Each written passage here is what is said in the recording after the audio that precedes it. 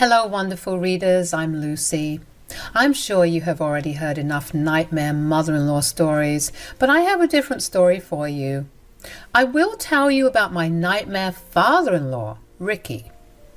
My now husband, Evan, was actually my fiancé when this happened. We had been happily engaged for like 3 months when Evan came home to tell me this.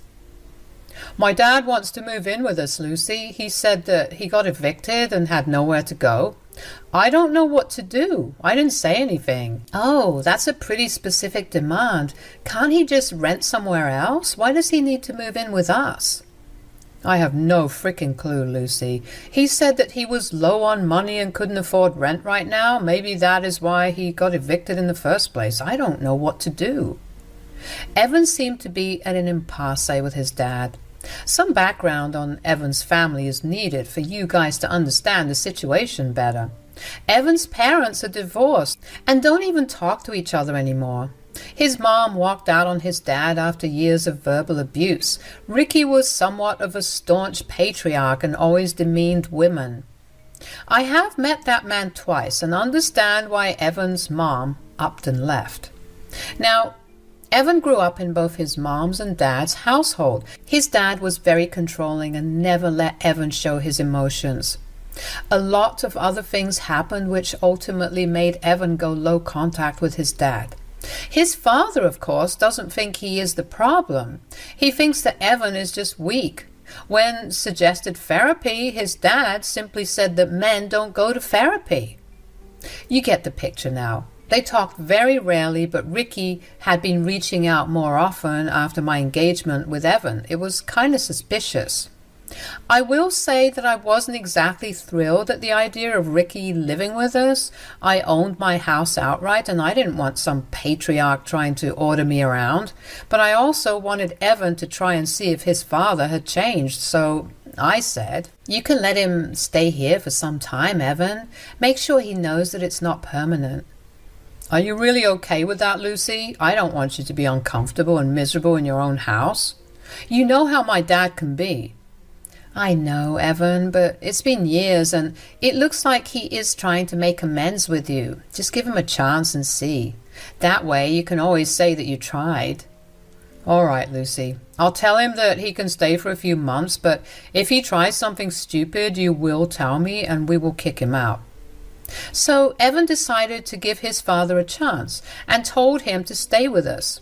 His father was elated and thanked him for his assistance, but his mother had personally called me up and told me that it was a good idea. That made me very scared. But I didn't stop the move. I knew that I wasn't really going to be bullied out by Ricky no matter what. Besides, my soon-to-be mother-in-law also offered to help if I needed to deal with Ricky. I was confident that everything would turn out fine and there wouldn't be many problems. Oh boy, was I wrong. Ricky moved in with us and immediately started to criticize my decor. He loved the house, but he hated the decorations I did inside. He turned up his nose and said, "Who the hell decorated this house? I'm guessing it was you, Lucy. No man would live in a house like this." Yes, it was me who decorated it.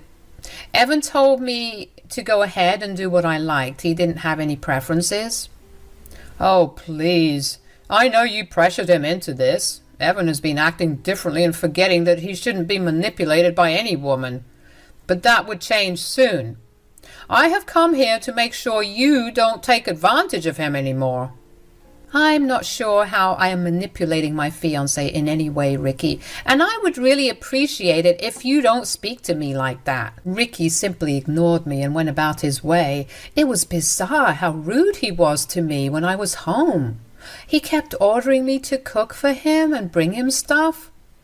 I am not a homemaker and actually work from home, but Ricky treated me like his personal assistant. Eventually, Evan noticed these things and told his dad off. He said, "My wife is not your servant, Dad. You need to stop ordering her around. You are a grown man and perfectly capable of doing things on your own." "Women are meant to take care of men. You've been giving your fiancé too much priority, Evan. And you aren't even married yet. Look how she complained to you, and it has only been 2 days. Lucy didn't complain to me, Dad. I can see how you have been ordering her around. Besides, I'm her fiancé, and she has every right to complain to me about people making her uncomfortable. What has gotten into you, Evan? You should let her know her place. Pampering her and shielding her is not a solution. She will end up being in control of your life and take everything from you. One of these days you will wake up and realize what a gold digger your fiancé is, and you will be sorry. I will say this once, Dad. You will never speak about my fiancé like that. She is not a gold digger, and you will not insult her again. This is not your house, so you don't get to say what happens here. You are a guest, and you need to remember that. Don't take our generosity for granted. Ricky seemed taken aback by Evan's behavior. He shut up really quickly, but was red with anger. I was baffled to know that he expected me to be at his beck and call like a servant. I was already starting to question my decision, and so was Evan. We talked about the situation and decided to give Ricky a little more time to adjust. The next few days were slightly better. Ricky still ordered me around, but not as much as before. However, I often saw him try to move furniture or take down my decorations. I simply didn't want an argument with him, so I avoided a confrontation. But that was a mistake on my part. About 5 days after Ricky moved with us, I came home to my bags packed and out on the patio. I was out grocery shopping and had no clue why my stuff was sitting outside my house. I rang the doorbell and Ricky came out with a smug look on his face. I was honestly pretty confused about what was going on. Evan had already left for the office, so I had to talk to Ricky to figure out what was going on. I said, "What is this, Ricky? Why is my stuff outside? Did you do this?" "Oh, yes, it was all me, Lucy. I had to make sure you don't make excuses to go inside when I tell you what I'm about to tell you." "I am honestly very confused, Ricky. You need to tell me what the hell is going on." "Well, I'm kicking you out of my son's house. You will leave and find a different place for yourself." It took me a while to register what he was saying. It was simply too bizarre and sudden for it to make sense to me.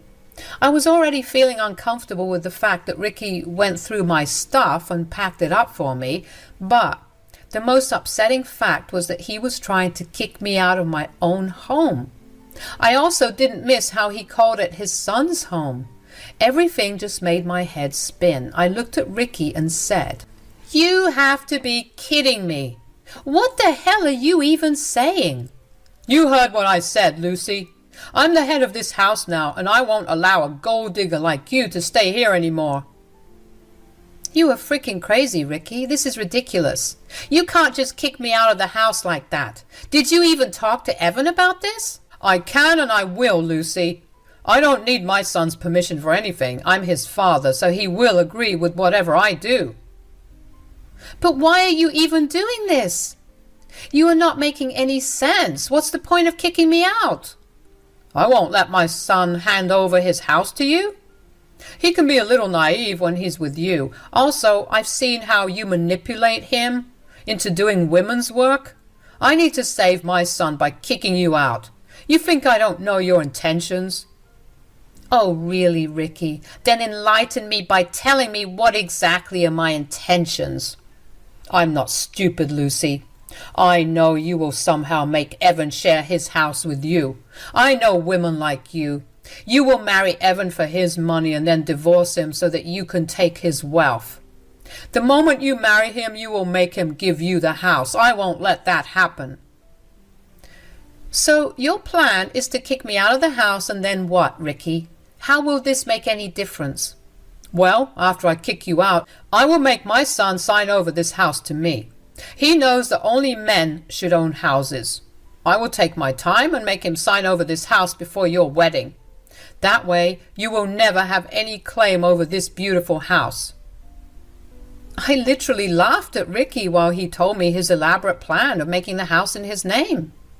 He did think about this a lot and came up with a plan he thought was perfect. He was convinced that his son, who doesn't even like him anymore, would hand over the house to him just because he's a man. He was delusional to think he had that much power over Evan. He was going to get the shock of his life soon, and it will be for 2 different reasons.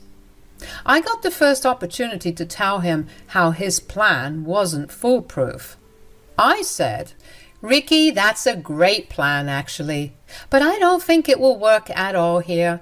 You wasted all your time and energy for nothing."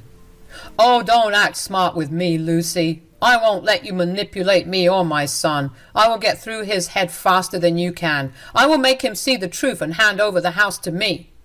"I don't think he can just hand over the house to you, Ricky. You may have some misconceptions about this house." "What the hell do you mean? Have you already asked Evan to make you a co-owner?" "I won't let that happen. I won't let you steal his house." "I don't know how it would be possible for me to steal this house, and I don't know why you keep calling this your son's house, Ricky. This house was never your son's to begin with." "What? Don't you frickin' lie to me, woman. I know for a fact that you are not renting. My son has said that it is a personal property, so I know this is his house." "Evan didn't lie, Ricky. This house is personal property, but it's not his. The house is actually mine. I am the sole owner of this place." My soon-to-be father-in-law looked shocked when I revealed the truth to him. It was like he couldn't comprehend what I had just said. My super patriarchal father-in-law couldn't believe that a woman, especially like me, could even own a house like this. For a moment he stood there in shock, but then he surprised me by bursting into laughter like I had told a joke. He said, "That was a nice one, Lucy. You are a funny woman, but you are also delusional. This house is not yours. It belongs to my son, and like I said, I won't let him hand it over to you." "I'm not joking with you, Ricky. If you just let me inside the house, I can even show you the proof that this house belongs to me. I got it shortly after Evan proposed." "That's impossible. You are lying to get rid of me. A woman like you cannot own a house. You are bluffing. It won't work with me." "Is that so, Ricky? Do you really think I'm bluffing? Why don't we call your son here and ask him? He will tell you the truth, right? Let's see what he has to say." Ricky was confident that I was lying to him. In his smugness, he told me to go ahead and call Evan. I immediately called Evan and told him that he needed to come home immediately. Evan was a little concerned and got to the house in record time. When he got out of his car and walked towards us, he noticed my bags outside. He looked really confused about why my stuff was lying around in the front yard. He walked up to us and said, "What happened? What's going on here, Lucy? Why is your stuff outside?" "Well, your father had the bright idea of kicking me out today. He even kindly packed my bags and brought them outside so that I won't waste time packing." "Wait a damn minute. My dad did what?" Evan was genuinely surprised and super angry. I looked over at Ricky and saw that he was a little uncomfortable in his quest to prove me a liar. He forgot the fact that he was throwing me out of the house without even consulting Evan. When he looked at his son's angry face, he realized that things would not be as easy as he had thought. He quickly took hold of the conversation and said, "Evan, I promise I have a reason to do this. I know I should have talked to you, but I am the man of this house now. I did what I thought was right." "What bullshit are you talking about, Dad? You were not the man of the house. You were just a guest. And you had no right to try and kick my fiancé out of the house." "Come on, Evan. You know well enough that I will always be the man of the house, especially since I'm here now. I'm your father, after all. Did you forget everything I taught you?" "Oh, I do remember whatever bullshit you had taught me when I was young. They are useless and do nothing but put you in control. You groomed me to accept whatever bad decision you made for your own benefit." Ricky now looked even more shocked with the way Evan talked to him. I was so freaking proud of my fiancé. I didn't even have to say anything at all. He was super angry at Ricky and lashed out at him for trying to kick me out. And he got even more pissed when Ricky tried to sort of discipline him and claim to be the man of the house. Ricky was now visibly shaken and said, That's no way to talk to your father, Evan. This is not what I taught you. I see that your fiancé has already started to turn you against me. Now I'm even more convinced that I'm doing the right thing in throwing her out. No one has taught me anything, Dad. I realized a long time back what a selfish and egotistical jerk you are. And you have no right to throw my fiancé out. How the hell do you think this is okay? Why do you think I will support this? Evan, you need to hear me out. This woman is already poisoning you against me. I'm seeing this with my own eyes. Eventually she will marry you and make you hand over this precious house to her. You will lose, Evan, and I am trying to avoid that. Oh, really, Dad? You seem to have the exact idea of how Lucy will make this house her own. Listen to me, Evan. Let's kick Lucy out, and then you can sign over the house to me. That way, your house will be safe, even if Lucy tries to divorce you. Ricky thought he was being smart in his explanation. Honestly, I still couldn't understand if he was that dense or just seriously messed up in the head. He didn't even stop to think how his son would react to his grand plan. He was just so sure that his son would agree with him and throw me out. Well, he looked really shocked when Evan practically yelled at him and said, "How dare you even suggest that my fiancé is a gold digger when it's you who wants to take the house? You made this grand plan just so you can make this house yours. Am I right, Dad?" "Evan, you are taking this the wrong way. Lucy will take this house away from you. You need to be the sole owner of this place as a man. I'm just looking out for your best interests." "I don't need you to meddle in my life, Dad. And why the hell did you automatically assume that I was the owner of the house? How is Lucy going to steal the house when it is her property?" I was smirking hard when Evan confirmed what I had told Ricky. For Ricky, this was a big blow. All his plans were for nothing. He wasn't going to have his name on a house anymore. His dreams had been crushed. Ricky was now feeling a little shaken and couldn't understand what he should say. He looked at Evan with a dumbstruck expression, willing him to say that he was joking. I decided to do a little victory dance in my head and poke fun at Ricky, saying, "There you go, Ricky. Your own son cleared it up for you. This house is mine and not his." "That is impossible.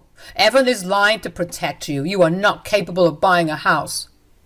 "Oh, shut up, Dad, for God's sake. Lucy's perfectly capable of buying a house on her own. She doesn't need to steal it from someone like you had planned. Looks like we should be throwing you out instead of Lucy." Ricky was now visibly panicking at this suggestion. He was kind of scared that we would throw him out after this incident. He was with us for only 5 days, so it's not like he could claim tenancy or something. Ricky knew he was in deep shit, so he tried to deflect and make it seem like it wasn't a big deal. He laughed nervously and said, Now, don't joke with your poor father. We don't need to do anything drastic." "Oh yes, we definitely need to do something drastic, just like you did. What's the matter, Dad? Can't take the same treatment that you dish out?"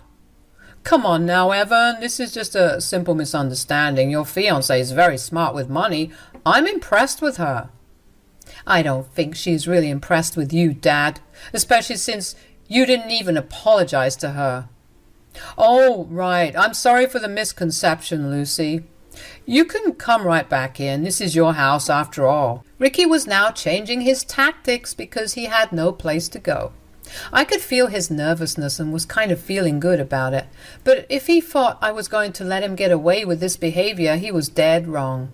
And I didn't buy his apology at all, so I hummed in response and said, "I don't know, Ricky. You were right. I can go back into the house since I own it, but I don't think you can." "What?